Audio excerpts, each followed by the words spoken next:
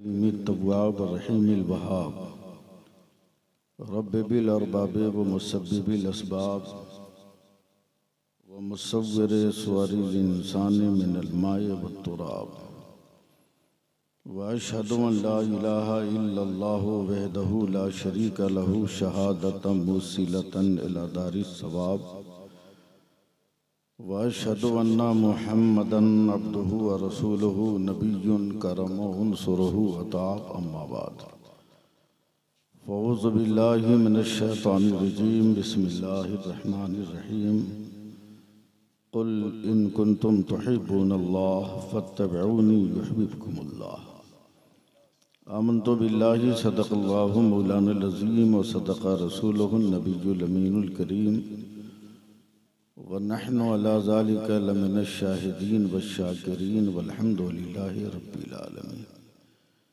जिन जिन लोगों को जो भी दरूद पाक याद है ज़ोर से दरूद पाक पढ़ लीजिए।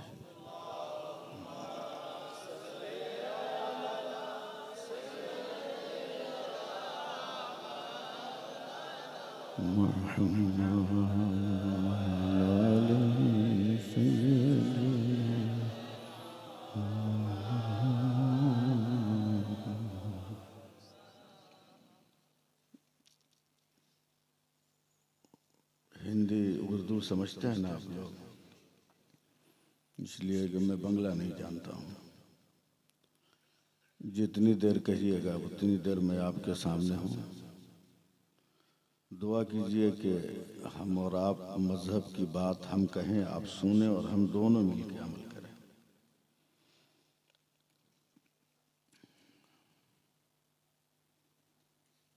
ये कह रहा है दीवाना दरूद पढ़ पढ़ कर, ये कह रहा है दीवाना दरूद पढ़ पढ़ कर, मुझे है खुल्द में जाना दरूद पढ़ पढ़ कर। एक फरियाद है मेरी, उसे सुनिएगा आप। दिला के गुस्ल छिड़क कर गुलाब की खुशबू, दिला के गुस्ल छिड़क कर गुलाब की खुशबू, मेरे कफन को सजाना दरूद पढ़ पढ़ कर। शहे उमम के गुलामों का एक गुलाम हूँ मैं, शहे उमम के गुलामों का एक गुलाम हूँ मैं, मेरा जनाजा उठाना दरूद पढ़ पढ़ कर। और मुसलमान जब इंतकाल करता है, कब्र में जाता है, तो क्यों जाता है? दरे हबीबे रब की जियारत को जा रहा हूँ मैं, हबीबे रब की जियारत को जा रहा हूँ मैं, मुझे लहद में सुलाना दरूद पढ़ पढ़ कर। और सुन्नी मुसलमान का चैलेंज कि नबी की दीद की हसरत लिए मैं सोया हूँ। कब्र में मोमिन कहता है कि नबी की दीद की हसरत लिए मैं सोया हूँ, नकीरो मुझको जगाना दरूद पढ़ पढ़ कर, नकीरो मुझको जगाना दरूद पढ़ पढ़ कर। 2-4-10 मिनट तो लगेगा हमको आपसे तालमेल बनाने में, तो 2-4-10 मिनट आप लोग हमको संभालिए, उसके बाद मैं आप लोगों को संभाल ले जाऊंगा। कुरान मुक़द्दस की जिस आयत करीमा की मैंने तिलावत की, अल्लाह ताला फरमाता है कि मेरे नबी आप कह दीजिए कि ऐ लोगों, अगर तुम अल्लाह की मोहब्बत चाहते हो तो पहले मेरी इत्तिबा करो। यानी अल्लाह ताला ने अपनी महबूबियत के लिए मैं अपने नबी की पैरवी को फ़र्ज करार दे दिया कि जब तक कोई नबी अकरम सल्लल्लाहु अलैहि वसल्लम की सीरत के मुताबिक ज़िंदगी नहीं गुजारेगा, उस वक्त तक वो अल्लाह का महबूब हो नहीं सकता है। वो चाहे उड़कर आसमान पे चला जाए, चाहे धंस के ज़मीन के अंदर चला जाए, उसे वली नहीं कहा जाएगा। वली वही होगा जो शरीयत पर अमल करेगा। बहुत सारे लोग हैं जो कहते हैं कि हम तरीक़त वाले हैं, हमको शरीयत से क्या मतलब। मैं थोड़ी सी आपकी तवज्जो चाहूँगा। मैंने अभी टोपी पहन रखा है, अगर मुझको कंघी करनी हो, कंघी समझते हैं ना, तो मैं इस बाल में कर लूँगा, और अगर बीच से मांग भी निकालना हो तो 2 भाग में इसको बांट दूंगा, है कि नहीं। लेकिन मैंने सर को मुड़वा लिया, पूरा बाल मुड़वा दिया, छिल दिया। अब अगर हम चाहें कि कंघी से सर में मांग निकाले तो निकलेगी? नहीं ना। उलमा कहते हैं कि शरीयत बाल है, तरीकत मांग है।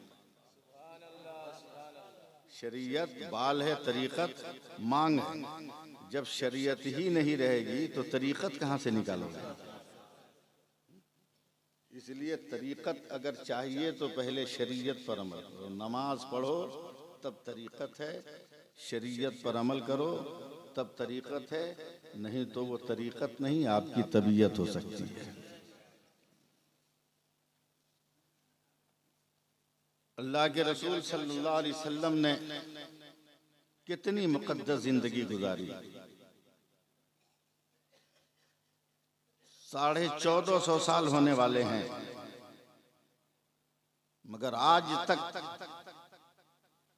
पूरी दुनिया में किसी भी मजहब और धर्म के गुरु घंटाल या मानने वालों की ये हिम्मत नहीं हुई कि मेरे नबी की जिंदगी के किसी एक अमल पर भी उंगली उठा दे।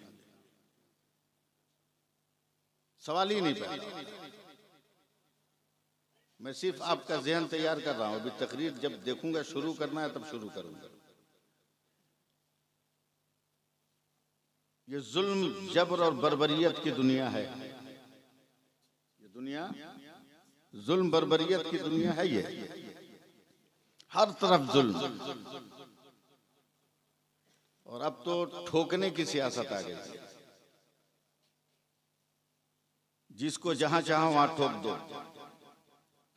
लेकिन उन जालिमों को ये नहीं मालूम है कि भारत के ये कहते हैं सिसकते हुए मंजर ख्वाजा पिया के ख्वाब की ताबीर नहीं है, और हर धर्म के लोगों का यहाँ हक है बराबर।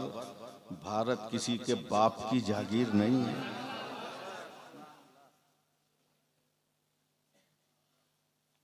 हुकूमत ताकत से नहीं की जाती है, हुकूमत सीरत और कैरेक्टर से की जाती है। थोड़ी देर मुझे आप लोग बर्दाश्त करेंगे ताकि मैं अपने आप को फिट कर लूं, आपको फिट कर लूं। जिस वक्त मेरे नबी ने इस्लाम का ऐलान फरमाया, उस वक्त का सुपर पावर मुल्क रूम था। उसके बादशाह का नाम था हिरक़्ल आज़म।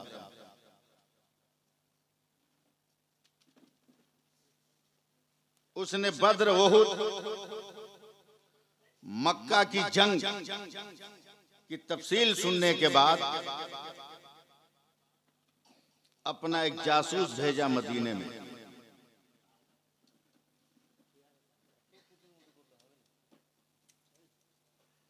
क्या आखिर पता लगाओ मुसलमान क्या खाता है, क्या पीता है, कि जिस मैदान में जा रहा है तलवार नहीं है मगर फतह इसको मिल रही है, हथियार नहीं है मगर जीत का झंडा ये लहरा रहा है। पता लगाओ कि मुसलमान क्या खा रहा पी रहा है। हिरक़्ल आज़म का जासूस मदीने में आया। उस वक्त मेरे नबी सल्लल्लाहु अलैहि वसल्लम बैठकर वजू फरमा रहे थे, वजू कर रहे थे, और वजू का एक कतरा पानी भी चारों तरफ खड़े सहाबे कराम जमीन पर नहीं गिरने दे रहे थे। सुभान अल्लाह बोलना चाहिए था यार। एक कतरा पानी भी जमीन पर गिरने नहीं दे रहे थे। यहाँ तक कि मेरे नबी मुंह में जो पानी रखकर फेंकते थे, जिसको हम कुल्ली कहते हैं, उस पानी को भी सहाबा अपने हाथों में लेकर अपने चेहरे पर, अपने जिस्म पे, कपड़े पे मिलते। हिरक़्ल आज़म का जासूस जब पलटा है रूम मदीने से, तो उसने हिरक़्ल आज़म को कहा कि बादशाह, पैसे से हथियार खरीद सकते हो, पैसे से सिपाही खरीद सकते हो, मगर पैसे से हिम्मत और मोहब्बत नहीं खरीद सकते। मुसलमान हथियार से जंग नहीं जीत रहा है, वो मोहब्बत सरकार से जंग जीत रहा है। मोहब्बत सरकार से जंग जीत रहा है। एक जंग के मौके पर हजरत खालिद इब्न वलीद इतने जख्मी हो गए और बेहोश हो गए, खून बह रहा है। 1000 कोशिश की गई कि होश में आ जाएं, होश में नहीं आए। मेरे नबी को खबर हुई तो मेरे नबी मैदान जंग में दौड़े दौड़े गए, और जैसे ही हजरत खालिद इब्न वलीद के सराहने खड़े हुए, हजरत खालिद इब्न वलीद ने आंख खोलकर कहा, मेरी तलवार कहाँ है, मैं मैदान में जाऊंगा। लोगों ने कहा कि तुम तो किसी दवा से होश में नहीं आ रहे थे, बगैर दवा के कैसे होश में आ गए? कहा, मेरी नाक में मेरे सरकार की खुशबू गई तो मैं जिंदा हो गया। मेरी नाक में मेरे सरकार की खुशबू गई तो मैं जिंदा हो गया। ये मोहब्बत। नाबीना समझते हैं ना, अंधे को कहते हैं। अंधा देखेगा चारों तरफ ना, नहीं ना। मैं कहाँ हूं अगर अंधा को मालूम करना हो तो पूछेगा ना दूसरों से। कुछ बोलिए आप लोग, आंख वालों से पूछेगा ना। लेकिन एक नाबीना साहबी मस्जिद नबी के दरवाजे पर गए, दरवाजा पकड़ लिया, किसी से नहीं पूछा, सांस को अंदर खींचा और एक तरफ चल दिया। अगल बगल के लोगों ने कहा, क्या कर रहे थे तुम? कहा, मैं अपने नबी की खुशबू सूंघ रहा था, जिधर से खुशबू मिली उधर मैं चल दिया। ये मोहब्बत। मोहब्बत की एक मिसाल और सुनिए। वही नाबीना साहबी खुशबू सूंघते सूंघते मेरे नबी के सामने बैठ गए और मेरे नबी के पाए मुबारक पर, पांव पे अपना हाथ रखा, रो के कहने लगे, या रसूल अल्लाह, मैं माँ के पेट से अंधा पैदा हुआ। लोग कहते हैं कि सूरज निकलता है तो उजाला फैल जाता है और डूब जाता है तो रात हो जाती है। चांद मुस्कुराता है तो चांदनी फैल जाती है। हरे हरे घास बहुत नर्म और नाजुक होते हैं। पानी का रंग ऐसा है, पत्थर का रंग ऐसा है, मगर या रसूल अल्लाह मैंने देखा नहीं। अगर आप करम कर दें, मैं आंख वाला हो जाऊं तो मैं भी सबकी तरह दुनिया देख लूं। मोहब्बत देखिएगा, मैं भी तकरीर नहीं कर रहा, मैं आंख वाला हो जाऊं। नबी का दरिया रहमत जोश में आया, अपनी उंगली को मुंह में डाला, देखते रहिएगा आप लोग, मुंह में डाला और उसके बाद निकालकर सुरमा की सलाई की तरह दोनों आंख में फेर दिया तो उनकी आंखें रोशन हो गई। अब फिर ठहर जाइए, आंख जैसे ही रोशन हुई, सामने मेरे नबी का चेहरा था। पहली नजर मेरे नबी के चेहरे पर पड़ी तो नाबीना ने अपनी आंख पे हाथ रख लिया, कि या रसूल अल्लाह, दुआ कर दीजिए कि मैं पहले की तरह अंधा हो जाऊं। मोहब्बत से, मोहब्बत से आप दुआ कीजिए कि मैं पहले की तरह अंधा हो जाऊं। मेरे नबी ने कहा, साहबा ने घबरा कर कहा, अरे अभी तो आंख के लिए रो रहे थे और आंख मिल गई तो अंधा बनना चाहते हो? उस साहबी का जवाब सुनिए। मैंने बड़े बूढ़ों से सुना है कि आदमी जिस चीज को देखकर आंख बंद कर लेता है, जब तक आंख नहीं खुलती उस चीज का चेहरा, उस चीज का जलवा आंखों में रहता है। मैंने सबसे पहली बार आपका चेहरा देखा है और आंख बंद कर लिया। अब कयामत में खोलना चाहता हूं और जब खुदा के सामने जाऊं और रब पूछे क्या लाए हो, तो आंखें खोलकर जलवे मुस्तफा दिखा दूंगा, तस्वीरें मुस्तफा दिखा दूंगा। यह है मोहब्बत रसूल। बड़े बूढ़ों से पांव दबा लेना ये जिंदगी नहीं। गैर औरतों के साथ बैठकर गुफ्तगू कर लेना ये इस्लामी जिंदगी नहीं। इस्लामी जिंदगी उसी का नाम है जो मेरे नबी ने गुजारा है। हुकूमत करना आसान है, मगर दिल जीतना आसान नहीं। आज के लोग हुकूमत कर रहे थे, मेरा गरीब नवाज दिल जीत रहे थे। मेरे गरीब नवाज दिल जीत रहे थे। समझ रहे ना मेरी बात? मैं यूपी और दिल्ली की तरह उर्दू नहीं बोलूंगा, मैं एकदम आसान जबान बोलूंगा। मैं सिर्फ एक गुफ्तगू कर रहा हूं ताकि समझ में आए कि हुक्मरान किसको होना चाहिए, फिर मैं तकरीर शुरू कर दूं। मेरे नबी है, मक्का की गली है, सुभान अल्लाह। जरा एक बार या रसूल अल्लाह भी बोल दीजिए। इस्लाम का नया नया दौर, कलमा पढ़ना जुर्म है। अगर मक्का में किसी को मालूम हो जाए कि ये मुसलमान है तो तलवार उसके पीछे। ऐसे माहौल में मेरे नबी तने तनहा मक्का की गलियों से गुजर रहे हैं। एक एक लफ्ज पर ध्यान दीजिएगा, वरना मैं रोक के समझाऊंगा। आज का नौजवान माँ को माँ कहते हुए शर्माता है। गैर औरत, बूढ़ी औरत की तो बात छोड़िए, अपनी माँ को माँ कहते हुए शर्माता है। मेरे नबी जा रहे हैं, रास्ते में एक औरत बैठी है, चारों तरफ देख रही है। मेरे नबी करीब जाकर मुस्कुरा के पूछते, अम्मा क्या परेशानी है? क्या सीरत है देखिएगा। हुकूमत दिल जीत। मेरे नबी का क्या परेशानी है अम्मा? का बेटा मैं एक मजदूर तलाश कर रही हूँ जो मेरे इस भारी भरकम सामान को मेरे घर तक पहुंचा दे। मेरे नबी ने सर झुकाकर कहा, माँ लाओ मैं उठाकर तेरे घर पहुंचा देता हूँ। बस थोड़ा सा 2 मिनट बर्दाश्त कीजिए, मैं इसको पूरा कर दूँ। मेरे नबी लेकर चले। अब अगर मैं यहाँ यूपी की तरह तकरीर करूं तो डर है कि कहीं आपके सर के ऊपर से न गुजर जाए। यह औरत बार बार मेरे नबी को देख रही है,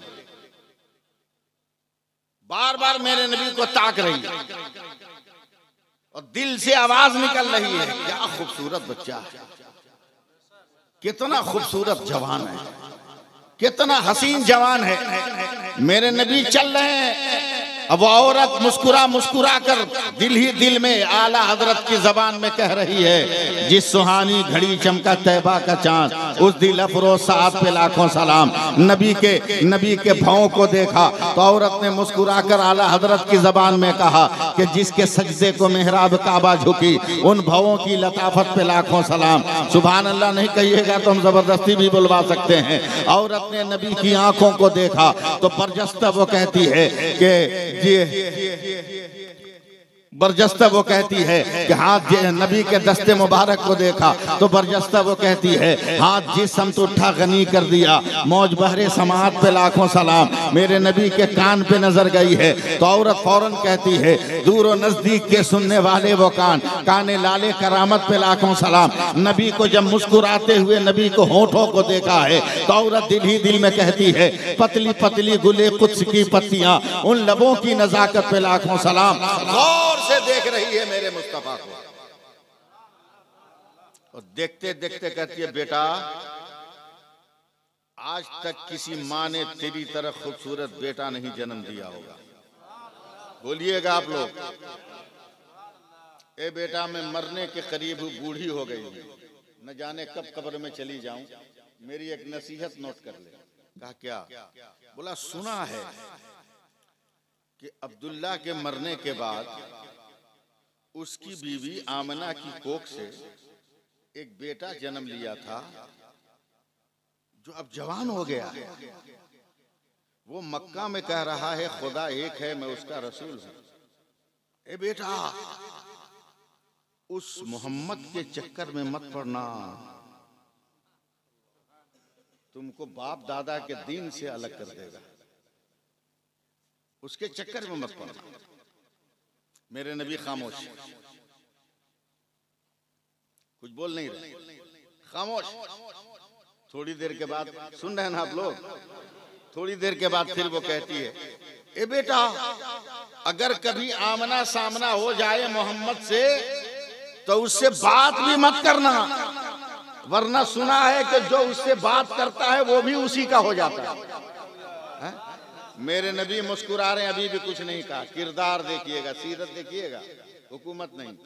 घर करीब आ गया, मेरे नबी ने सामान उतार के रख दिया औरत ने आंचल का कोना खोला, 2-4 दिरहम थे, मेरे नबी की तरफ बढ़ाया तो मेरे नबी ने कहा, माँ मैं जवान हूँ, मेरे पास ताकत है, कहीं और मजदूरी करके कमा लूंगा, तुम बूढ़ी हो, इन पैसों की तुम्हें जरूरत है, तुम रख लो।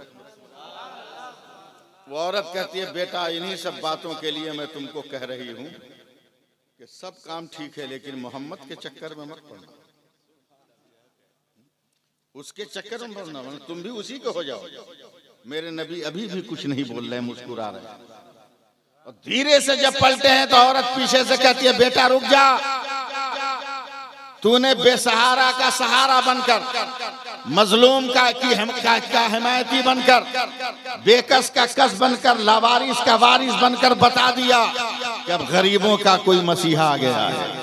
ए बेटा अपना नाम बता, कल मैं सहने काबा में चिल्ला चिल्ला कर कहूंगी, ऐ दुनिया के जालिमों तलवार को न्याम में रख लो, अब गरीबों का मसीहा आ गया है, बेसहारों का सहारा आ गया है, लावारिसों का वारिस आ गया है, बेटा जरा अपना नाम तो बता।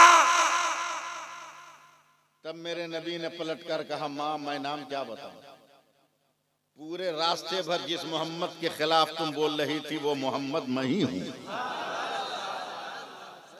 इतना सुनना था, वो औरत कदमों पे गिर गई और चीख कर कहती है, कसम परवरदिगार की, अगर तू ही मोहब्बत है तो मैं गवाही देती हूँ कि कयामत तक तुमसे अफजल कोई पैदा नहीं हो सकता है, तुमसे बड़ा कोई जन्म नहीं।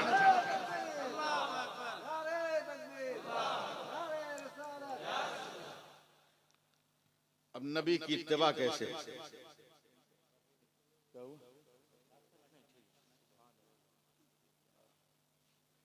मैं अलग हट जाऊंगा, माइक ठीक बज रहा है। हाँ। क्या है हम लोगों के पास? कुछ है? जो चाहता है वो ठोक दे रहा है, जो चाहता है वो मार दे रहा है, जबकि हम ही हैं कि हम जो चाहते थे वो हो जाता, हम जो चाहते थे हो जाता। मैं कैसे आपके दिमाग को अपनी तरफ करूं, मैं जरा सोच रहा हूं। आज जो चाहता है वो हमें ठोक देता है, और एक जमाना था कि हम जो चाहते थे वो होता है। इसी हिंदुस्तान में एक बुजुर्ग थे, हजरत दातागंज बख्श, बंटवारे के बाद पाकिस्तान हो गया, लेकिन पहले तो हिंदुस्तान था। फजर की नमाज पढ़कर वजीफा पढ़ रहे हैं, मेरे साथ पढ़िएगा, सुभान अल्लाह। औरतें धीरे धीरे दिल में पढ़ें, मर्द जोर से पढ़ें, सुभान अल्लाह, अल्हम्दुलिल्लाह, अल्लाह अकबर। देखिए आज हमको ठोक दे रहा है लोग। कल हम क्या कर रहे थे, एक अंग्रेज सिपाही आया कि वजीफा पढ़ रहे हैं तो सर ऐसे ही से हिल रहा है, बड़ा टेंशन में कि ये एक मौलवी दाढ़ी वाला हाथ में तस्बीह लेके ऐसे ही से क्या कर रहा है। करीब आके बोलता, ओ मुल्ला ये क्या है तेरे हाथ में? तो दातागंज बख्श आंख खोल के मुस्कुराया, बोला तेरे हाथ में क्या है? तो वो रिवाल्वर रखे हुआ था, पिस्टल। बोला मेरे हाथ में मेरा रिवाल्वर है, हथियार है। तो दातागंज बख्श ने तस्बीह उठा के हिलाया, कहा मेरे हाथ में भी मेरा हथियार है। पीछे वाले लोग भी सुभान अल्लाह बोले हैं, हाँ मेरा हथियार। कहता है कि ये हथियार है, ये तुमको कहाँ से मिला? कहा पहले तू बता तुमको कहाँ से मिला? उसने कहा मुझको भारत की सरकार ने दिया। तो दातागंज बख्श ने तस्बीह हिलाकर कहा मुझको गौस की सरकार ने दिया, मुझको गौस की सरकार ने दिया। तब वो हड़बड़ा के पूछता है तेरे हथियार का कमाल क्या? कहा पहले तू देखा। उसने आसमान में नजर डाली, एक चिड़िया और हवा में उड़ रही थी, रिवॉल्वर उठाया, निशाना लिया, ट्रिगर दबाया, गोली चली, गोली लगी, चिड़िया मर के जमीन पे गिर गई। सीना पीट के कहता है मुल्ला देख मेरे हथियार का कमाल, मैंने जिंदगी को मौत में बदल दिया, मैंने जिंदा को मार दिया। हजरत दातागंज बख्श उठे और जहां पे चिड़िया मर के गिरी थी वहां जाके बैठ गए। रिवाल्वर आंख खोल के चलाया था, दातागंज बख्श ने आंख बंद कर दी और मरी हुई चिड़िया के बदन में तस्बीह हटा दिया तो चिड़िया जिंदा होकर हवा में उड़ने लगी। अंग्रेज सिपाही कहता है मुल्ला ये क्या हो गया? का खामोश रहा, वो कुफ्र का हथियार है जो जिंदगी को मौत देता है, ये इस्लाम का हथियार है जो मौत को जिंदगी देता है।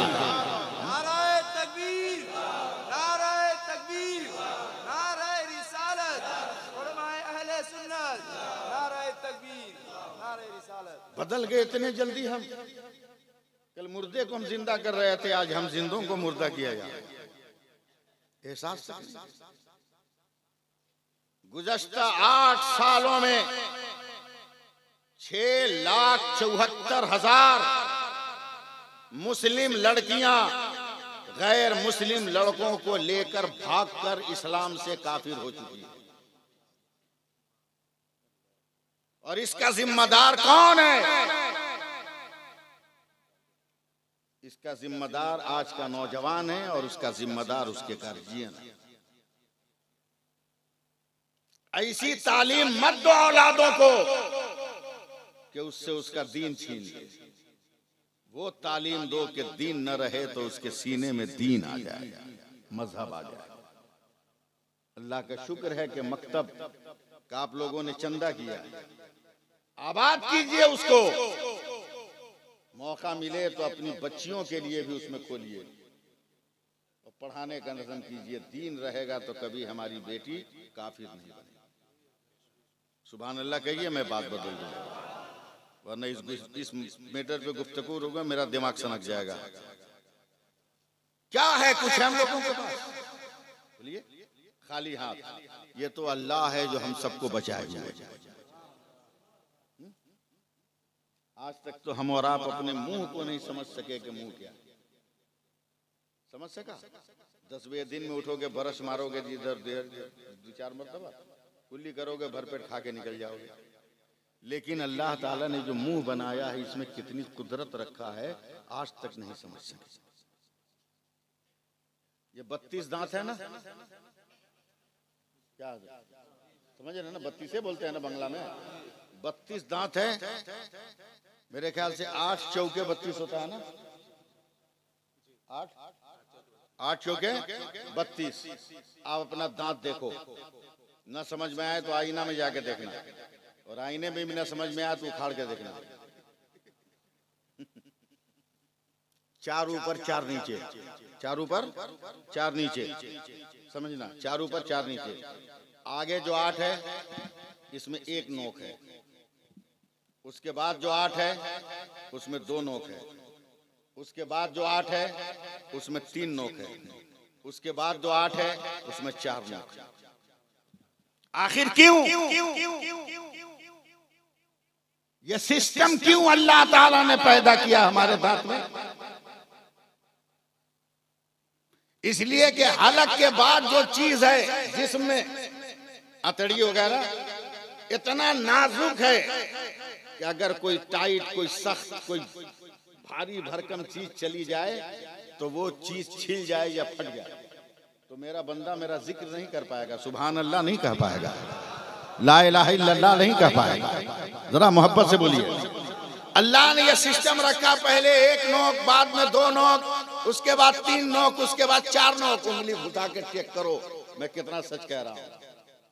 कि अगर ये टाइट खाए, सुपारी, सख्त चीज खाए तो 1 नोक वाला 2 टुकड़ा करे, वो पीछे फेंके तो 2 नोक वाला उसको 4 टुकड़ा करे, वो पीछे फेंके तो 3 नोक वाला और उसको महीन करे, और वो पीछे फेंके तो 4 नोक वाला इतना उसको नरम कर दे कि मेरे बंदे के शिकम में जाए तो नुकसान न करे, उसकी जबान भी सलामत रहे, उसका हलक। इतना एहतमाम किया मेरे खुदा। देखिए हमारे पास कुछ है, अल्लाह की मेहरबानी है। एक वाकया सुना रहा हूँ, तहदीस नेमत के तौर पे सुन लीजिएगा और दिल पकड़ के रखिएगा, कहीं पसलियां तोड़ के निकलने। क़यामत के दिन मेरे नबी फरमाते हैं कि अल्लाह के हुक्म से एक मुसलमान का अमल वजन होगा।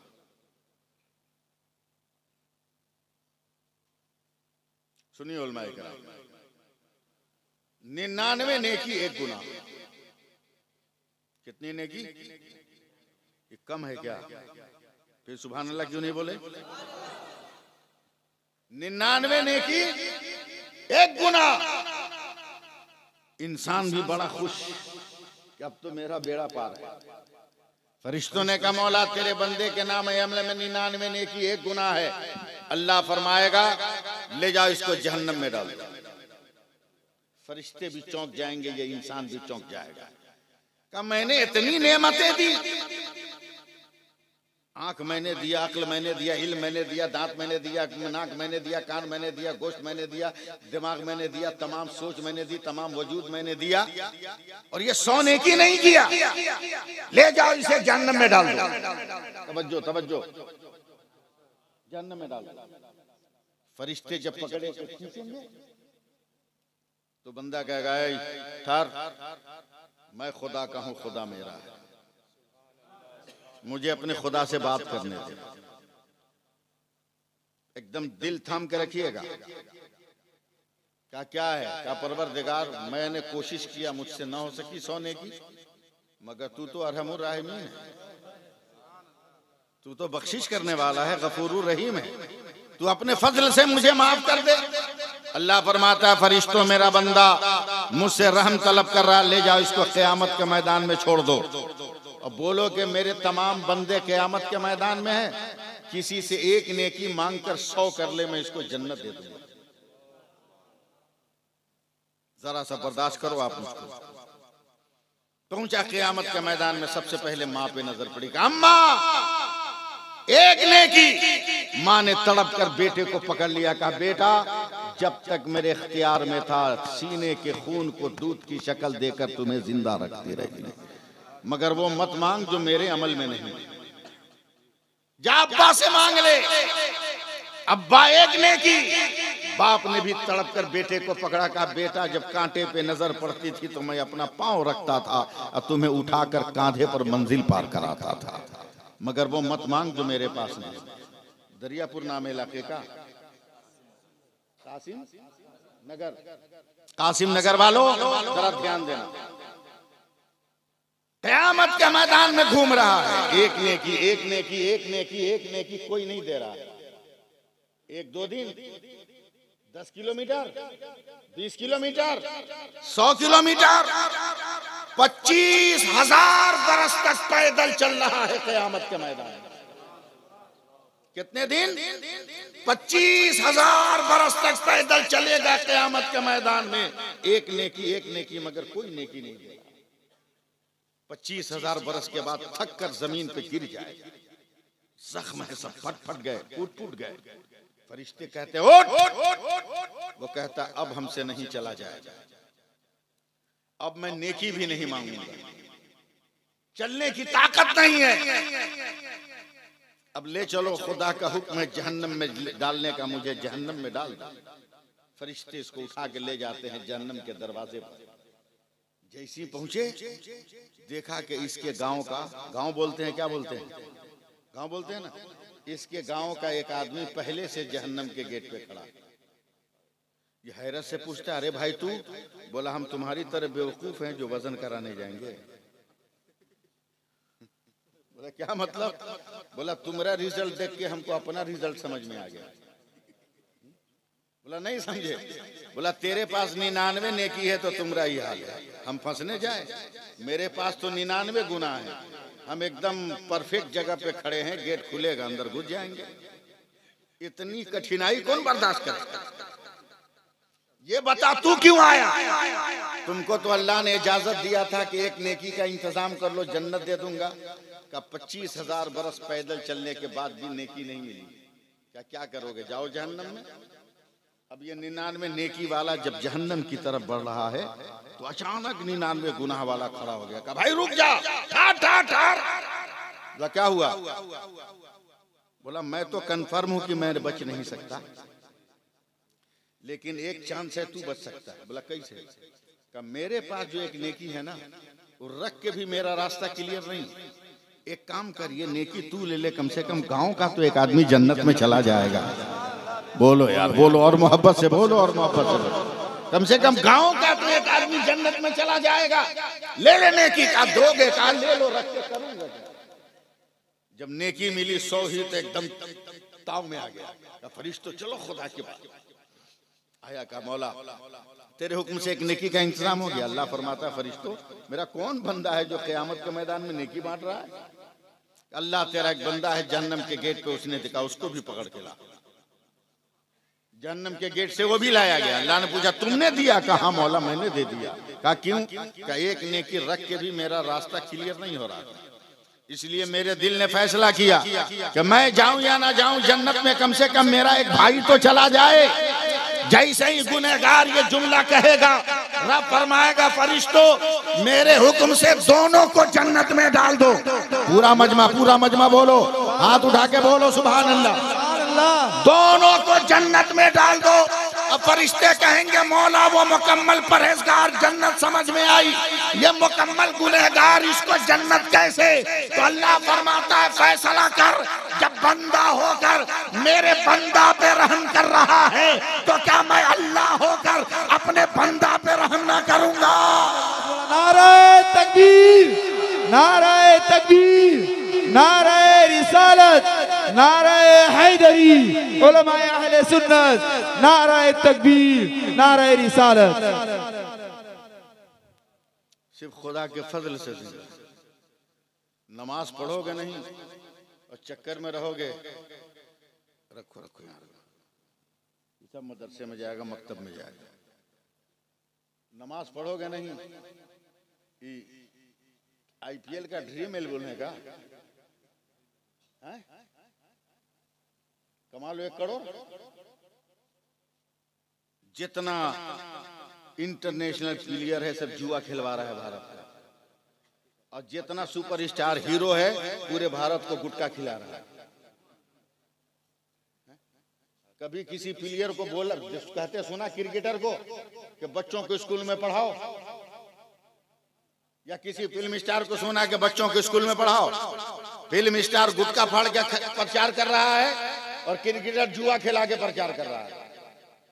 क्यों उनके पीछे जा रहे हो? उनके पीछे चलो जिसका नाम गौस कहा है, सुभान अल्लाह, जिसका नाम गरीब नवाज रखा गया है, जिसका नाम इमाम अहमद रजा रखा गया, जिसका नाम मखदूम कचौचा रखा गया, जिसका नाम अलाउल हक पंडवी मखदूम बंगाल रखा गया है। ऐसों के पीछे चलो, तेरी दुनिया भी आबाद, तेरी आखिरत भी आबाद हो जाए। लॉकडाउन याद है कि नहीं? याद है? सदमा भी गया नहीं है? क्या कीजिएगा, ये भारत है जहां जाहिलों की हुकूमत है। पढ़े लिखे लोग तो है नहीं। डॉक्टर घूस दे के बना, ऑपरेशन करने से पहले मरीज मर गया। दांत का डॉक्टर घूस दे के बना, निकालना था बाएं तरफ का, निकाल दिया दाहिने तरफ का। आंख का डॉक्टर घुस दे के बना, ऑपरेशन किया, बेचारा जो भी थोड़ा बहुत नजर आता तो वो भी खत्म हो गया। इंजीनियर घुस दे के बना, पुल का उद्घाटन हुआ नहीं, पुल गिर गया। जाहिलों का दौर है, वरना जर्रा बराबर भी यहाँ के जज, यहाँ के नेता पढ़े लिखे होते तो इतनी भयंकर गलती नहीं करते। देखो मेरी तरफ, सब लोग देखो,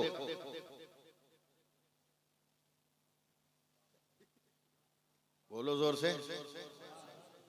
से बोलो। क्या है ये? 4 इंच का कपड़ा, इतना पावरफुल। पूरी दुनिया की मेडिकल साइंस कहती है कि अगर ये 4 इंच का कपड़ा अपने नाक और मुंह पे लगा लिया तो दुनिया की सारी बीमारियों से बचने के लिए काफी है। अब कर्नाटक के उन जाहिल जजों से पूछो जो मुस्लिम बेटियों का निकाब उतरवा रहे हैं, अबे जब तेरे 4 इंच का कपड़ा इतना पावर रख रहा है तो हमारी बेटियों का निकाब कितना पावर रख रहा होगा? बेशक हक है, सुभान अल्लाह। कितना पावर रख रहा है। लेकिन इस दुनिया में हम ऐसे रंग गए कि कुछ याद नहीं, भूल जाते हैं सब। मैं अगर आप लोग इजाजत दीजिए, टाइम अगर हो तब सुनिएगा, 10-15 मिनट लेकिन लग जाएगा।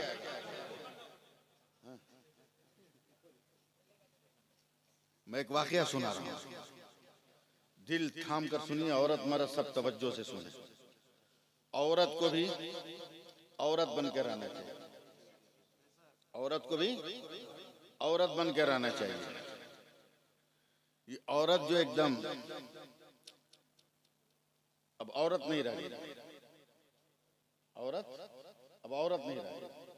औरत का माना ही है पर्दा, औरत का नाम ही है पर्दा।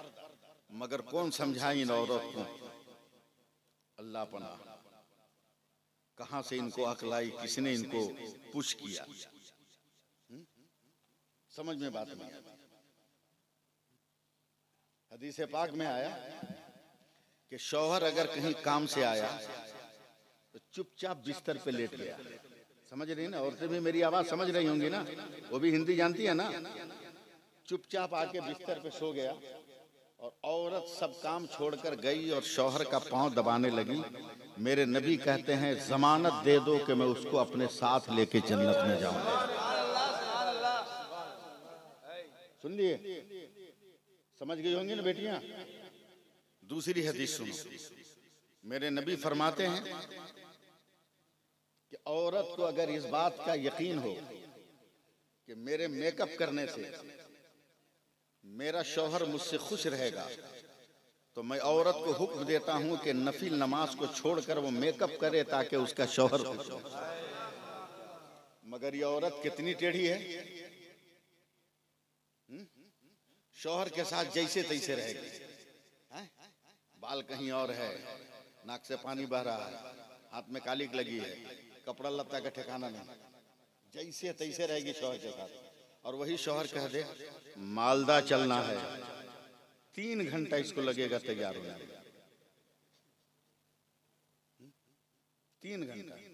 और अगर शौहर डांट के कह दे क्या कर रही हो, क्या चुप रहिए, बोला मैं तो 2 मिनट में तैयार होकर खड़ा हो गया, तुमको 3 घंटा में नहीं हुआ। तो वो औरत जवाब देती है दुनिया बड़ी तरक्की कर गई है, मैगी और बिरयानी में फर्क है। मैगी जल्दी से बन जाती है, बिरयानी बगैर दम पे चढ़ाई नहीं बनती।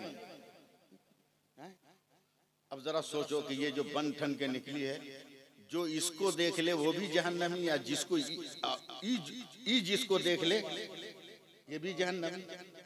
जबकि मेरे नबी फरमाते हैं कि जिसने शौहर को मोहब्बत की नजर से देखा, मेरी जमानत है कि मेरी सारी रहमतें उसके साथ हैं। एक ऊंट ने मेरे नबी के कदमों पर अपना सर रख दिया, तो सहाबा ने कहा या रसूल अल्लाह, जैसे ऊंट ने आपके पैर पे सर रखा है, क्या हम भी अपना सर रखें? मेरे नबी ने कहा खबरदार, अगर खुदा के अलावा किसी का सजदा जायज होता तो मैं बीवियों को हुक्म देता कि वो अपने शौहर को सजदा करें। ये हाल है मियां बीवी का। मगर इसमें कसूर आपका भी है। बगैर 5 लाख रुपये लिए आप निकाह नहीं करोगे तो क्या करेगी? हुकूमत नहीं करेगी तो क्या करेगी? आप सादगी से निकाह करो, फिर देखो उसका रंग। तो इजाजत है मैं शुरू करूंगा क्या? लॉकडाउन की पीरियड देखा कितनी मुसीबत थी। एक मजदूर है, मुसलमान है मगर दीनदार है, सुभान अल्लाह, बुखार लग गया। मैं इस वाक़े में आपको समझा नहीं पाऊंगा, आपको कुछ समझना होगा, वरना समझाऊंगा तो फिर मजा खत्म हो जाएगा। बुखार लग गया, डेली कमाना डेली खाना, अगर एक दिन कमाई बंद हो जाए तो दूसरे दिन खाना नहीं बंद हो जाएगा। औरत जो बीवी है फौरन ताड़ गई कि मेरा शौहर बीमार हो गया, इसका मतलब कि आज काम नहीं करेगा तो कल खाना नहीं बनेगा। उसने चावल को, भात को चूल्हे पे चढ़ा के और गीला करके पानी डाल के बढ़ा दिया। सुनिएगा, दाल में पानी डाल के बढ़ा दिया, सब्जी में पानी डाल के बढ़ा दिया, थोड़ा थोड़ा करके आज का दिन काट लिया, थोड़ा थोड़ा दिन होके कल का दिन काट लिया। मगर अब वो पानी का पानी भी न रहा। तब औरत अपने शौहर के सामने हाथ जोड़कर खड़ी हो गई, कहा मेरे सरताज बुखार कुछ हल्का हुआ है, पूरे 8 घंटा नहीं कम से कम 4 घंटा कहीं मजदूरी कर लीजिए, आधी मजदूरी भी मिल जाए तो किसी तरह मैं 2 दिन अपने बच्चों को पाल ले जाऊंगा। वो मुसलमान नौजवान चादर ओढ़ा मजदूरों की लाइन में लग गया। एकदम कासिम नगर वालों एकदम सपोर्ट करना मेरा, मजदूरों की लाइन में लग गया, मगर बुखार से कांप रहा है, कमजोर है। किसी सेठ साहूकार और ठेकेदार ने इसकी तरफ ध्यान नहीं, हार कर पछता कर घर पहुंचा, घर की तरफ चला। जैसे ही घर की तरफ चला हाफिज अब्दुल गनी साहब, रास्ते में मस्जिद पड़ रही थी, जोहर का वक्त हो गया था। मुअज्जिन कह रहा है हय्या अलस सलाह हय्या अलल फलाह। सुभान अल्लाह, हमारा बाल बच्चा बोलेगा हय्या अलस सलाह हय्या अलल फलाह। आओ नमाज की तरफ, आओ कामयाबी की तरफ। फिर बोलिए सुभान अल्लाह। ये आदमी चला मस्जिद की तरफ, वजू किया, जोहर की नमाज पढ़ी, सोचा घर जाऊंगा तो बीवी का दिल टूट जाएगा, बच्चों का दिल टूट जाएगा। शाम तक इसी मस्जिद में रहता हूँ, कभी तिलावत कर रहा है, कभी दरूद पढ़ रहा है, कभी वजीफा कर रहा है, कभी जिक्र कर रहा है। बोलते बोलते बोलिए, नहीं बोलिएगा मजा नहीं आएगा। रात का 3 बजने वाला है, आप जब तक बोलिएगा नहीं तब तक हिम्मत कहाँ बढ़ेगी मेरी। 2:30 बजेगा भी। शाम हो गई, असर की नमाज पढ़ के घर चला। उस वक्त का सिस्टम यह था कि मालिक अगर बहुत पैसे वाला है तो 3 दिन पे मजदूरी देता। जैसे ही घर पहुंचा देखा शौहर खाली हाथ, बेगम ने कहा कोई जुगाड़ नहीं लगा। शौहर ने मुस्कुरा कर कहा मालिक बहुत बड़ा है। लगा नहीं, ये जुमला लगना चाहिए था, मालिक बहुत बड़ा है। इस आसरे में कह दिया कि कल मजदूरी मिल जाएगी तो मेरा भरम रह जाएगा। कल फिर जाके लाइन में खड़ा, मगर दोपहर तक खड़ा रहा, कोई मजदूरी नहीं मिली। फिर पलटा, मस्जिद के गेट पे आया तो मुअज्जिन की आवाज बुलंद हुई हय्या अलस सलाह हय्या अलल फलाह। एक लहर पैदा होना चाहिए मजमे में, हय्या अलस सलाह हय्या अलल फलाह। आओ नमाज की तरफ, आओ कामयाबी की तरफ। फिर चला मस्जिद, वजू किया, नमाज पढ़ी, जिक्र अस्कार तिलावत में लगा रहा। फिर मगरिब के वक्त खाली हाथ पहुंचा। बेगम ने कहा कुछ जुगाड़? बोला कह दिया ना मालिक बहुत बड़ा है, मालिक बहुत बड़ा है। सब्र कर। तीसरे दिन की जब सुबह हुई, जब शौहर घर से निकलने लगा, बेगम ने कहा मालिक बहुत बड़ा है तो आज तीसरा दिन है, ये झोला लीजिए, दाल चावल आटा सब्जी तेल मसाला लेके आइएगा। बड़ी मुश्किलों से पानी में पत्थर गर्म कर करके बच्चों को दिलासा दिया। मरता क्या ना करता, ये तो जान रहा है कि मजदूरी किया नहीं। भरम बचाने के लिए झोले को बगल में दबा लिया, थैले को ले लिया, चला इस उम्मीद पर कि आज अगर मजदूरी मिल जाएगी तो मेरा भरम रह जाएगा, इज्जत बच जाएगी। रो रो रो रो, खुदा की रहमतों पे रो। गया, खड़ा रहा दोपहर तक, मगर आज भी मजदूरी नहीं मिली। सोच रहा है क्या करूं, आज तो मेरी इज्जत का सत्यानाश हो जाएगा। दिल दहल रहा है, दिमाग में खौफनाक सन्नाटा है। सोचता हुआ पलट रहा है कि फिर मस्जिद से आवाज आई हय्या अलस सलाह हय्या अलल फलाह। आओ नमाज की तरफ, आओ कामयाबी की तरफ। फिर लग गया नमाज में। असर की नमाज पढ़ा, खाली झोला देखा, बोला अचानक अगर बीवी की नजर पड़ेगी तो दिल टूट जाएगा। खाली झोला बच्चे देखेंगे तो उनका दिल नाजुक होता है, लरस जाएगा। एक काम करते हैं, उनकी तसल्ली के लिए इस झोले में ईंट पत्थर भर लेते हैं। सुनिए आप, सुनिए, ईंट पत्थर भर लिया, चला। तैयार हैं आप लोग? हाथ उठा के सुभान अल्लाह बोल दीजिए। जैसे ही भारी भरकम झोला लेकर अपने गांव के मैदान में घुसा, देखा उसके 4-5 बच्चे नया नया कपड़ा पहनकर मैदान में खेल रहे हैं। हैरत से आकर पूछा, ए बेटा ये नया कपड़ा कहाँ से? तो बच्चों ने बाप से लिपट कर कहा, अब्बा अम्मा ने दिया है, अम्मा ने दिया है, अम्मा ने दिया है। हैरानो परेशान है, घर में कोई कपड़ा नहीं है, घर में कोई नया लिबास नहीं है, मेरी बेगम ने कैसे दिया? कहीं ऐसा तो नहीं कि मैं मजदूरी पे निकलता हूँ और मेरी बीवी बाहर निकलकर अपनी इज्जत बेच तो नहीं रही है? कहीं बेहयाई के दलदल में तो नहीं फंस गई है? कहीं अपनी आबरू को तो खतरे में नहीं रखा है? गुस्से में तनतनाता हुआ जैसे ही अपने घर में कदम रखता है, देख रहा है बेगम के बदन पर भी नया नया लिबास है, बाल झड़े हुए हैं, जिस्म से खुशबू निकल रही है। हैरत से झोला पटक कर कहता है, बता ये लिबास कहाँ से आया? तो औरत रोते हुए कहती है, कसम खुदा की आपने सच कहा था, मालिक बहुत बड़ा है, मालिक बहुत बड़ा है, मालिक बहुत बड़ा है।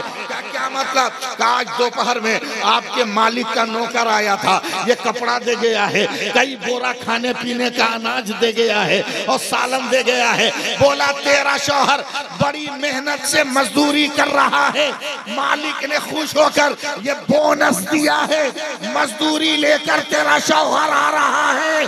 डर कर कांप कर कहता है, ए बेगम ये गलत है कि मैंने मजदूरी किया है।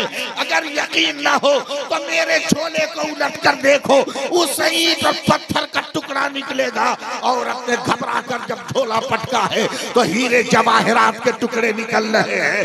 तब ये गुनहगार सर को सजदे में रखता है और रो रो कर कहता, परवरदिगार ये तेरी कुदरत का कौन सा करिश्मा है कि इन पत्थरों को जवाहरात में बदल दिया।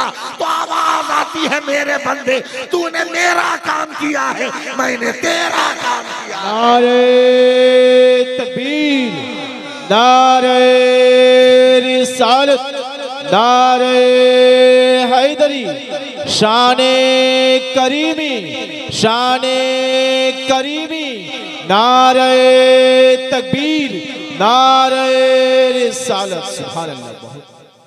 ये दुनिया हम किस जगह पे जाए? हमारे पास किस चीज की कमी? अब नमाज पढ़ के तो देखो। कुछ लोग हैं जो समझ लेते हैं कि हम पीर साहब का दामन पकड़ लिया तो हमको नमाज की जरूरत नहीं। हा? कुछ लोग हैं जो समझते हैं कि हम पीर साहब का दामन पकड़ लिए तो नमाज पढ़ने की जरूरत नहीं। तुम भी ठोकाओगे।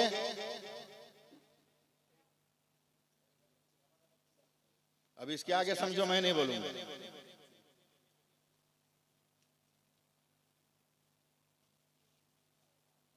नमाज तो अफजल इबादत है। सुनो, हरारे का एयरपोर्ट है, जिम्बाब्वे, मोज़म्बिक जाना है, मुहद्दिसे कबीर हैं हुजूर ताजुश शरिया असजद मियां है, असजद मियां। हरारे एयरपोर्ट पर खुद इसके रावी मुहद्दिसे कबीर हैं जो अभी जिंदा हैं। हरारे एयरपोर्ट पर सरकार ताजुश शरिया ने कहा, मौलाना ज़ियाउल मुस्तफा नमाज का वक्त हो गया। कहा हुजूर फ्लाइट का भी वक्त है। बोला फ्लाइट की बात मत करो, नमाज की बात करो। ताजुश शरिया जो हरदम वजू में रहते थे खड़े हुए, अल्लाह अकबर, नमाज पूरी की। काउंटर पे गए, काउंटर मैनेजर ने कहा अब बोर्डिंग नहीं होगी आपकी। बोला क्यों? आपने देर कर दी, फ्लाइट रनवे पे चली गई। 75,000 रुपये का एक टिकट है। दूसरी फ्लाइट से का 1.5 लाख का टिकट होगा। जेब अलाउ नहीं कर रहा, और अगर नहीं पहुंचते हैं तो वहां के लोग बदजन हो जाएंगे। पसीने छूट रहे हैं मुहद्दिसे कबीर के। सरकार ताजुश शरिया एयरपोर्ट के कैंपस में चेयर पे सर झुकाए बैठे हैं। अचानक माइक से अनाउंसमेंट हो रहा है, ज़ियाउल मुस्तफा, अख्तर रजा दोनों बोर्ड करें। टेक्निकल प्रॉब्लम की वजह से जहाज रनवे से फिर अपनी जगह पर आ रहा है। जोर से बोलो सुभान अल्लाह। नमाज अगर रहेगी तो हर जरूरत पूरी होगी। नमाज नहीं है तो कोई जरूरत नहीं। मोबाइल है कि नहीं आपके पास? है ना? रिंग हुआ। हेलो, सलाम अलैकुम। वालेकुम सलाम। आप कैसे हैं? यही होता है ना? यही होता है। अब जरा दूसरे नजरिए से मोबाइल को यूज करो। अल्लाहु अकबर, अल्लाहु अकबर। रिंग होने लगी। समझ रहे हैं मैं कहां ले जा रहा हूं? जैसे ही मस्जिद के मीनार से आवाज उठे अल्लाहु अकबर, अल्लाहु अकबर, आपके दिल के मोबाइल पर रिंग होने लगी। अब वहां हेलो नहीं कहना है, अल्हम्दुलिल्लाह रब्बिल आलमीन। अल्लाह फरमाता फरिश्तों मेरा बंदा मेरी तारीफ कर रहा है। जब तक बंदे ने कहा रहमानिर रहीम मालिक यौमिद्दीन, अल्लाह ने फरमाया सिर्फ तारीफ ही नहीं कर रहा है, मुझे रहमान भी कह रहा है, रहीम भी कह रहा है, मालिक यौमिद्दीन भी कह रहा है। तब परवरदिगार फरमाता है ए मेरे बंदे तूने मेरी तारीफ की है, अल्हम्दुलिल्लाह रब्बिल आलमीन कहा है, और रहमानिर रहीम कहा है, मालिक यौमिद्दीन कहा है। बोल तेरी ख्वाहिश क्या है, बोल तेरा सपना क्या है, बोल तेरी आरज़ू क्या है, बोल तेरी तमन्ना क्या है, बोल तेरी तलाश क्या है, बोल तेरी जुस्तजू क्या है। तो ये बंदा कहता है इय्याका नअबुदु व इय्याका नस्तईन, ए अल्लाह हम तेरी इबादत करते हैं, हम तुझी से मदद तलब करते हैं। तब रब तबारक व तआला फरमाता है बोल कौन सा रास्ता चाहिए, इहदिनस सिरातल मुस्तकीम सिरातल लज़ीना अनअमता अलैहिम गैरिल मग़दूबि अलैहिम वलद्दालिन, कौन सा रास्ता चाहिए। तो बंदा कहता है इहदिनस सिरातल मुस्तकीम, मुझको नबियों का रास्ता दे दे, सिद्दीकीन का रास्ता दे दे, सुलहा का रास्ता दे दे, शुहदा का रास्ता दे दे, औलिया का रास्ता दे दे। तब परवरदिगार कहता है रूए जमीन पर मैंने अब्दुल कादिर को पैदा किया है, नस्बुल-ऐन ले ले, मोइनुद्दीन को पैदा किया है, नस्बुल-ऐन ले ले, मखदूम कछाछा को पैदा किया है, उनसे सीरत मांग ले, मखदूम पंडुआ को पैदा किया है, उनसे मिजाजे आबेदाना मांग ले, मैंने बरेली में इमाम अहमद रजा को पैदा किया है, उनसे कंजुल ईमान का तोहफा ले ले। जब इन पटरियों पर चल कर आओगे तो जन्नत मेरी है, कब्जा तेरा होगा। इसलिए मुसलमानों नमाज पढ़ो, नमाज पढ़ो। क्या हुआ? खत्म कर रहे हैं। ये बताओ कि आईडी समझते हो? आईडी आईडी आधार कार्ड, वोटर आईडी कार्ड, ये सब है ना, ड्राइविंग लाइसेंस। बेगर आईडी के ट्रेन में चले जाइएगा, रिजर्वेशन बोगी में बोलिए रे कुछ, अगर सफर करते हैं तो बोलिए। एयरपोर्ट में, बैंक में, प्रधानमंत्री के यहाँ, मुख्यमंत्री के यहाँ, कितने बड़े बकलोल हम लोग हैं। अक्ल कहाँ गई हमारी घास चरने कि बैंक में बेगर आईडी के नहीं जाओगे, एयरपोर्ट में एंट्री नहीं बेगर आईडी, और जन्नत में बेगर आईडी के घुसने की तमन्ना लिए बैठे हो।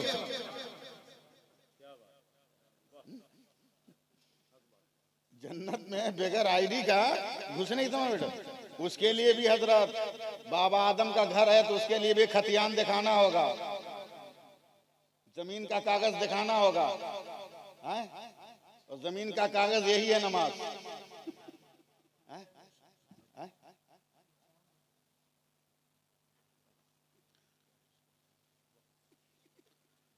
अब मैं इस पे जुमला नहीं लगाऊंगा, जो खुद जाने का हल ना हो लेके चले। गाड़ी वही चलाएगा जो ड्राइवर होगा, हर कंडक्टर गाड़ी नहीं चला सकता, जो ड्राइविंग सीखा हो वही ना गाड़ी चलाएगा। खलासी भी चला देगा, एक्सीडेंट हो जाएगा कि नहीं हो जाएगा? बात समझिए इशारे के नहीं। बगैर नमाज के कुछ नहीं, बगैर नमाज के कुछ नहीं। नमाज है तो सब, नमाज है तो सब है, नमाज नहीं तो कुछ नहीं। अजान दे गई हजरत बिलाल की हस्ती, पढ़िए। अजान दे गई हजरत बिलाल की हस्ती, नमाज पढ़ गए दुनिया में करबला वाले। और डॉक्टर इकबाल कहता है कि हो सके तो लाइए दोनों जहां मीजान में, हमने एक सजदा जमीन करबला से ले लिया। हो सके तो लाइए दोनों जहां मीज़ान में, हमने एक सजदा ज़मीन करबला से ले लिया। नमाजें पढ़ो, फजल होगा तुम पर, नबी से मोहब्बत करो, अकीदत हो। याद है आपको मस्जिद नबवी शरीफ में आज मिंबर है मार्बल का, शुरू दौर में लकड़ी का था, शुरू दौर में लकड़ी का था, और एक खजूर का सूखा हुआ पेड़ था जिस पे टेक लगा के हुजूर सल्लल्लाहु अलैहि वसल्लम, नहीं मिंबर नहीं था, एक खजूर का पेड़ था जिसमें टेक लगाकर हुजूर सल्लल्लाहु अलैहि वसल्लम खुतबा देते थे। तो एक सहाबिया औरत ने लकड़ी का मिंबर बनवा दिया कि या रसूल अल्लाह, इस पर चढ़कर या बैठकर आप खुतबा दें। समझे? वो खजूर का पेड़, सूखा हुआ पेड़ बगल में गाड़ा हुआ है, उसके बगल में मस्जिद नबी में मेहराब रख दिया गया, वो मिंबर रख दिया गया। मेरे नबी जब खड़े हुए खुतबा देने के लिए तो एक आदमी को रोने की आवाज आने लगी जोर जोर से। मेरे नबी ने कहा अल्हम्दुलिल्लाह या माशरल हाज़िरीन, जैसे कोई बेख्तियारी में चीखता है ना, वैसे कोई चीखा। मस्जिद नबी के सारे लोग मेरे नबी हैरत से देखने लगे, कौन रो रहा है, कौन चिल्ला रहा है। देखा सब खामोश है। मेरे नबी और आगे बढ़े, तब ये खजूर का जो पेड़ था सूखा हुआ हिलने लगा। अरे वहाबियों को समझाओ ना, बदअकीदों को समझाओ, समझाओ समझाओ। हिलने लगा। तब नबी ने देखा, तो नबी ने हाथ रखा, तो उस पेड़ के अंदर से आदमी की तरह रोने की आवाज आने लगी। तब नबी मिंबर से उतर के उसको सीने से लगा लिया। फिर नहीं बोले आप लोग सुभान अल्लाह, सीने से लगा लिया तो हिल हिल के रोने लगा। नबी ने कहा क्यों रो रहे हो? पेड़ से आवाज आती, या रसूल अल्लाह, मैं आपकी पीठ से, आपके करवट से, आपके सीने से लगकर जिंदगी गुजार रही थी, मगर मिंबर बनने के बाद आपने अपने से मुझे जुदा कर दिया। ये जुदाई बर्दाश्त नहीं हो रही। मेरे नबी ने कहा क्या चाहता है तू बोल, अगर तू कहे तो मैं तुम्हें यहीं से जन्नत में डाल दूं, अगर कहे तो इसी मिंबर के नीचे जमीन खोद कर तुम्हें दफन कर दूं। लकड़ी का वो सूखा पेड़ कहता, या रसूल अल्लाह, जन्नत में अगर जाता हूं तो जब क़यामत आएगी आप जाएंगे तब मैं देखूंगा, इसलिए मिंबर के नीचे गाड़ दीजिए कि हर वक्त आपके कदमों के तले पड़ा रहूंगा। तकबीर, नाराए तकबीर, नाराए रिसालत, अज़मत मुस्तफा, नाराए तकबीर, नाराए रिसालत। आप अमल करके तो देखो, मैं अपनी तारीफ नहीं कर रहा हूं, मगर आप लोगों को सबक देना चाहता हूं। मेरी उम्र बहुत ज्यादा नहीं, बहुत ज्यादा मेरी उम्र नहीं है, अभी सिर्फ 61 साल का हुआ हूं, ये कोई ज्यादा थोड़ी है।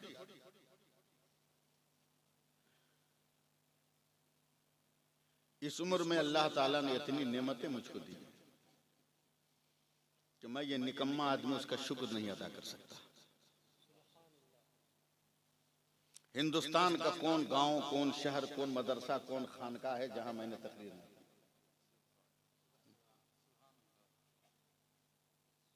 दीन का किला कहते हैं अल-जामिअतुल अशरफिया को, बरेली के मदरसे को, इन दोनों के जलसे दस्तारबंदी में ये फकीर तकरीर कर चुका है।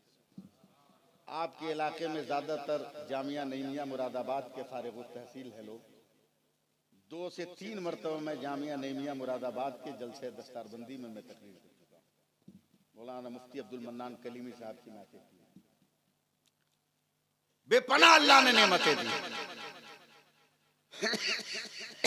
इज्जत शोहरत सब। मैंने हज भी किया। 2 मिनट रुक जाओ भाई, अगर इमरजेंसी ना हो तो। हज भी किया, उमरा भी कई बार किया, बगदाद भी गया, करबला भी गया, बसरा भी गया, नजफ शरीफ भी गया, साउथ अफ्रीका भी गया, मॉरिशस भी गया, और गल्फ की जितनी कंट्री है करीब करीब सब जगह जा चुका हूं।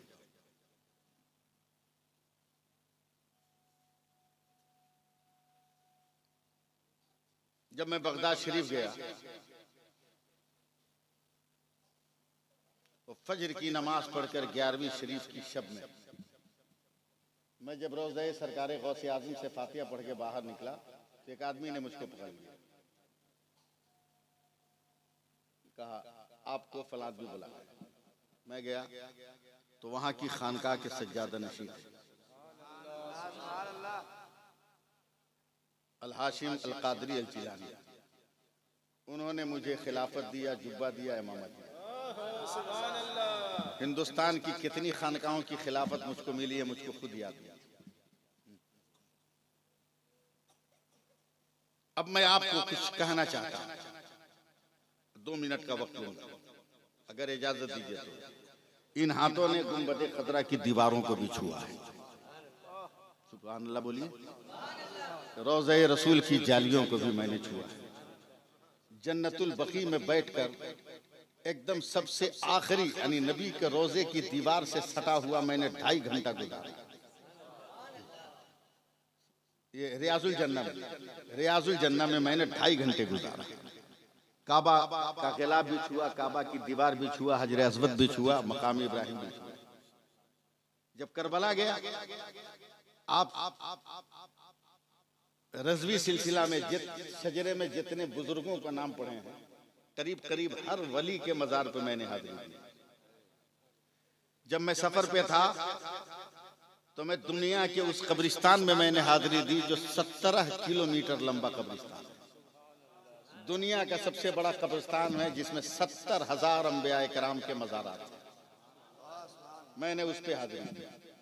हजरत यूशा अलैहिस्सलाम ने जंग करते हुए कौम जब्बारीन से जिस पेड़ की पत्ती खाया था, जिस लोटे का पानी पिया था, वो पानी भी मैं पिया हूँ, उस पेड़ की पत्ती भी खाया। हजरत अय्यूब अलैहिस्सलाम को जिस कुएं के पानी पीने से शिफा मिली थी, उस कुएं का पानी भी पिया।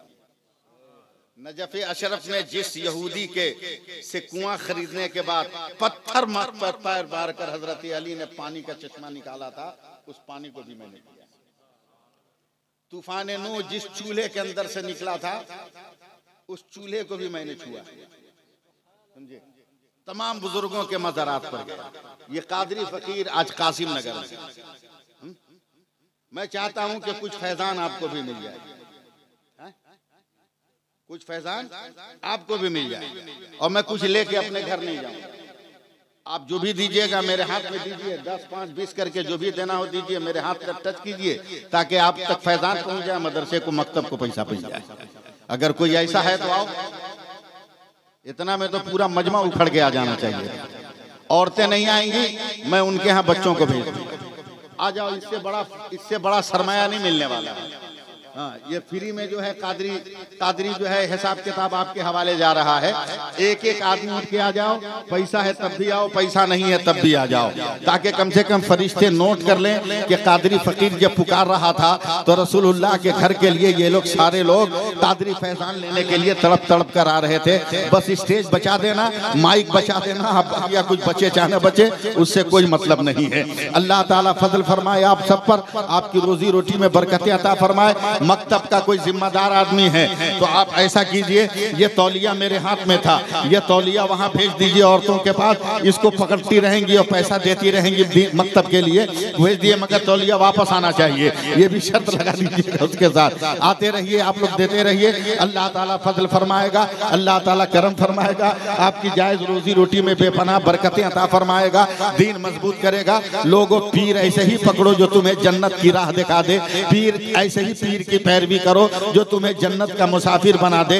नमाजी पीर तलाश करो, रोजादार पीर तलाश करो, कुरान पढ़ने और कुरान सुनने वाला पीर तलाश करो, इस्लामी शरीयत पर अमल करने वाला पीर तलाश करो। पैसा है तो पैसा लेकर आइए, अगर पैसा नहीं है तो मत लेकर आइए, मगर आप पैसा छुपा लीजिएगा।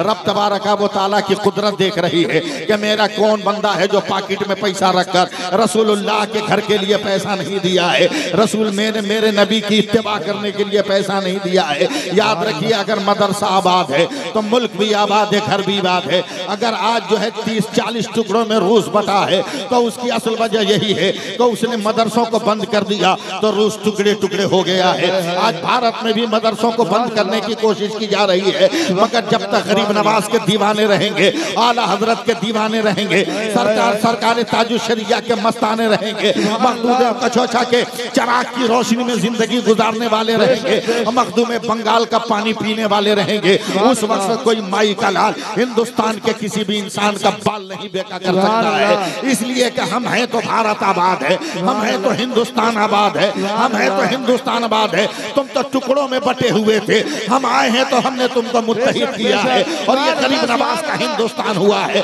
वरना यह हिंदुस्तान कभी पृथ्वी राज का हुआ करता था, कभी यह महाराज का हुआ करता था, मगर जब मुसलमानों ने सजदा किया है तभी जमीन पर कुतुबुद्दीन बख्तियार काकी ने जन्म लिया है। जब मुसलमानों ने सजदा किया है तभी जमीन पर फरीदुद्दीन गंज शकर ने जन्म लिया है। जब मुसलमानों ने सजदा किया है तभी जमीन पर साबिर अलाउद्दीन कलियरी ने जन्म लिया है। जब मुसलमानों ने सजदा किया है तब इस पर इमाम अहमद रजा ने जन्म लिया है। जब मुसलमानों ने सजदा किया है तब मुफ्ती आजम ने जन्म लिया है। जब मुसलमानों ने सजदा किया है तब अख्तर रजा ताजुशरिया ने जन्म लिया है। जब मुसलमानों ने सजदा किया है तो इब्राहिम रजा मुफस्सिर आजम पैदा हुआ है। और जब मुसलमानों ने सजदा किया है तब जो है हामिद रजा हुज्जतुल इस्लाम ने जन्म लिया है। मुसलमानों ने सजदा किया है तब जो है सिमरान के बादशाह की कोख से मोहम्मद अशरफ मखदूम कचौचा बनकर मुनश्शे शहूद पर जलवागर हो रहा है। मुसलमानों पैसा भी देते जाओ और अपनी जगह पे बैठते भी जाओ। आओ मकतब के लिए काम हो रहा है, आओ जहां कुरान पढ़ाया जाएगा, आओ जहां नबी का दीन पढ़ाया जाएगा, आओ जहां शरीयत पढ़ाई जाएगी, आओ जहां इख्तिदार बिहादल इमाम का मतलब और मफहूम समझाया जाएगा। आओ दीन सीखो, दीन सीखो, दीन सीखो। बेटियों को अगर बचाना है तो उनको दीन पढ़ाओ, बेटियों की आबरू बचाओ। नारे तकबीर, नारे तकबीर, नारे रिसालत, उलमाए अहले सुन्नत, वली अल्लाह का दामन, दीन इस्लाम। नारे तकबीर, नारे रिसालत, नारे हैदरी, नारे हैदरी, नारे तकबीर, नारे रिसालत। हजरात, मेरी पहली मुलाकात थी आपसे, पता नहीं मैं आपके मेयार पे उतरा या नहीं उतरा, ये तो अल्लाह बेहतर जानता है, मगर मुझको दीन का पैगाम पहुंचाता था, मैंने दीन का पैगाम पहुंचा दिया। मैं औरतों से भी गुजारिश करूंगा कि वो नमाजें पढ़ें, आप भी नमाज पढ़िए।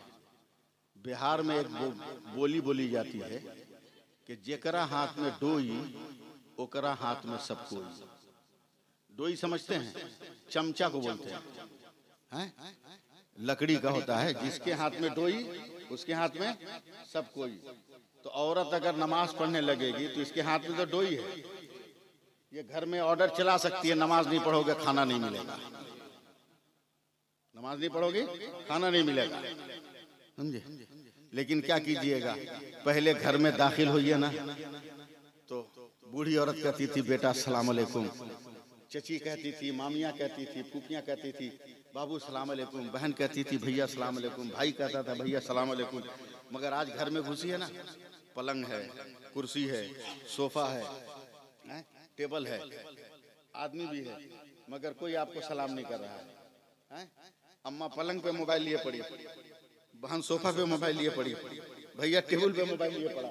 सब इतना मगन है इंटरनेट में कि पूरा सेट बिगड़ गया, पूरा सेट बिगड़ गया। इसलिए उस चक्कर में कम रहिए, दीन बचाइए। नमाज है तो सब है, दीन है तो सब है। याद रखिए, करबला में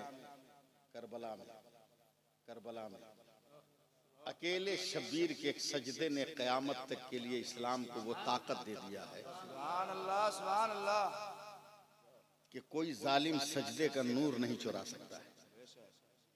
तो अगर सब मिलकर हम लोग सजदा करेंगे तो इसकी ताकत का अंदाजा लगाइए आप।